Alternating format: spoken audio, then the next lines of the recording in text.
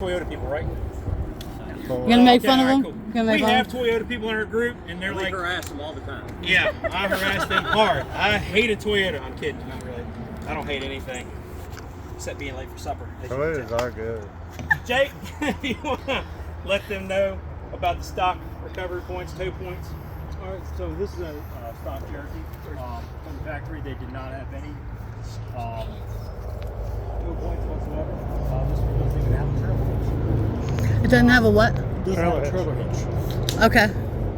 So the vehicle's going to be towed at some point if it breaks down the side of the road. So what the tow truck drivers use and was actually incorporated from the factory are factory recovery points on the frame to allow the tow truck driver to use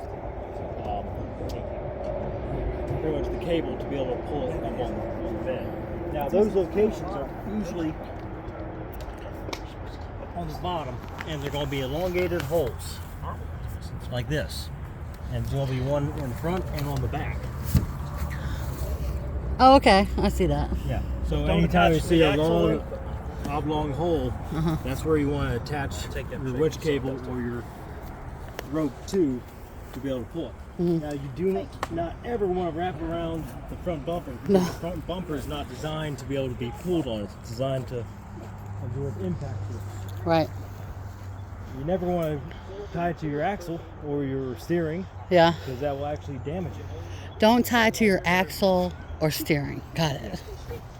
You always want to use a frame location, and from the factory on all vehicles it's required to be able to have that location present. Okay. So if you don't know, just look somewhere on the frame and you can run the cable through from underneath. You want to always go underneath your axle and steering. So if it starts pulling up, it's going to pull things up. Yeah. It's better to be able to pull up than be able to pull Yeah. down. So if you go through with the suspension and you start pulling, it's actually going to push the axle down. So when you want to go under and attach to your factory points, because that way when it gets tension, it'll lift it up as well as pull it forward.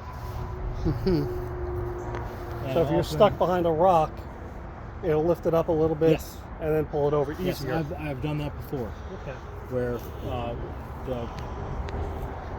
the rock was bigger than the tire trying to get over, and you run the cable underneath, because after you get the tension and slack off it, it's pretty much going to act as a jack when it's getting pulled forward. So it's going to take that tension and push it up. It's not recommended, and do it in very rare situations, but when you have to be able to get forward and up over something, it can actually lift the vehicle some. Not a whole lot, but it's enough sometimes to get you out. Okay. I got a question for the group then. Stock Jeep mods. It's always a personal thing. What do you think are the first 3 mods that most people would go for, should go for? You want the first 3 mods the average person goes for, or the first 3 mods that they should go for? Should. Should. Yeah. Should. Alright. So it also depends on where you're going for what you're doing. Because the stuff we got around here, you don't need no huge lift, you don't need no monster tires. 2 to 3 inch lift on average, or 30, 35? I would say for around here, at most you would ever need is a 3-inch lift and 33s. Yeah. And Like having you a want good set of tires, and you can do pretty much everything. If you go into pots or somewhere like that, you want maybe a 35. But anywhere else around here, 33s will get you pretty much everywhere you need to go. It gives you that extra little bit of ground clearance.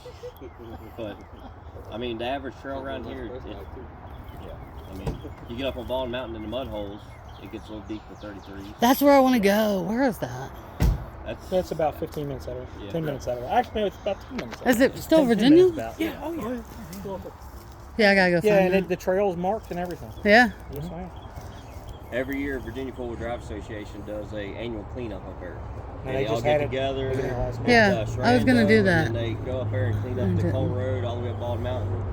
And then you get to camp for free at Shandor Acres, and they do a cookout up there as well.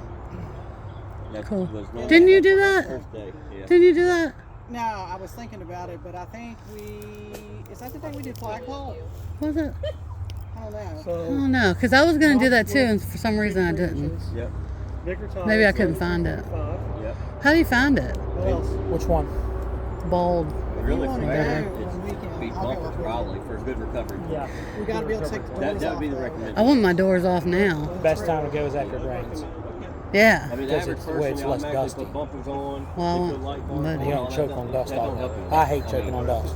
Yeah. So if they're planning a trail ride when it's dry, middle of August dog days, and ain't raining them off, no, I'm not going.